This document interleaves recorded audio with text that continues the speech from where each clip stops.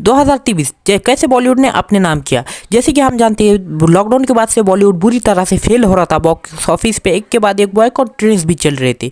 तो आखिर इसकी वजह क्या थी और बॉलीवुड ने तीन साल बाद अपना कमबैक कैसे किया, तो चलिए जानते हैं। तो 2020 में लॉकडाउन लगने के बाद वहाँ पे जो उस वक्त की मूवीज़ थी वो मूवीज़ जैसी की वैसी रुक गई थी, बॉलीवुड की मूवीज़ भी वैसी ही रुक गई थी। और वो उस वक्त हमें पता था बॉलीवुड कैसे बिना सर पर वाली मूवी बना रहा था और वो लोग देख रहे थे भी जाके। लेकिन आखिर बदलाव कहाँ पे हुआ, तो लॉकडाउन आने के बाद लोगों ने बहुत सारे वर्ल्ड सिनेमा को एक्सपीरियंस किया।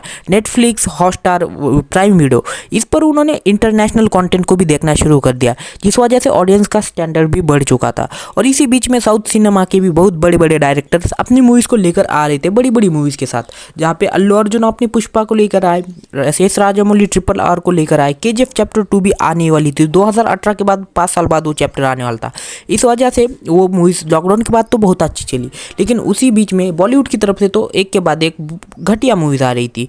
वही उनका रीमेक फॉर्मूला या बायोपिक फॉर्मूला, कोई नया कुछ आ नहीं रहा था। और इसी बीच में बॉलीवुड के ऊपर एक के बाद एक एलिगेशंस लगते जा रहे थे, ड्रग एडिक्ट्स और सुशांत सिंह की डेथ, ऐसे एक के बाद एक एलिगेशन लग गए थे, जिस वजह से बॉलीवुड की इमेज पूरी तरीके से ख़राब हो चुकी थी। उस वजह से लोगों ने बॉलीवुड को बॉयकॉट करना भी शुरू कर दिया था, बॉलीवुड की तरफ कोई देखना भी नहीं चाहता था। उसी बीच में साउथ सिनेमा अपने रीजनल सिनेमा को ऊपर लाने लगा और यही एक बड़ी बात थी कि साउथ सिनेमा सक्सेस हो रहा था। उसी बीच में बॉलीवुड ने अपने मूवीज़ में वेस्टर्न कल्चर को ग्लोरीफाई करके दिखाना शुरू कर दिया था, जिससे आम ऑडियंस कनेक्ट ही नहीं कर पा रही थी। जो Tier 2 Tier 3 की सिटीज़ की ऑडियंस थी उनका बॉलीवुड से एकदम टच छूट चुका था। और उसी बीच में साउथ सिनेमा की मूवीज़ को उन्होंने OTT प्लेटफॉर्म्स पे देख लिया और इसी वजह से उनका स्टैंडर्ड भी हाई हो गया।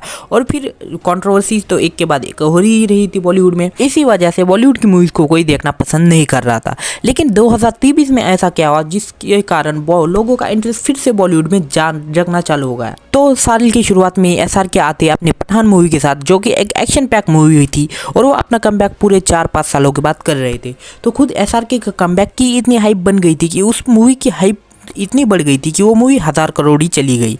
और उसके बाद एक बीच हो बहुत छोटी मोटी मूवीज़ आई, जैसे कि तू झूठी मैं मक्कार, सत्य प्रेम की कथा, गदर 2, ऐसे मूवीज़ भी आए, वो भी बॉक्स ऑफिस पे सक्सेस होते गए।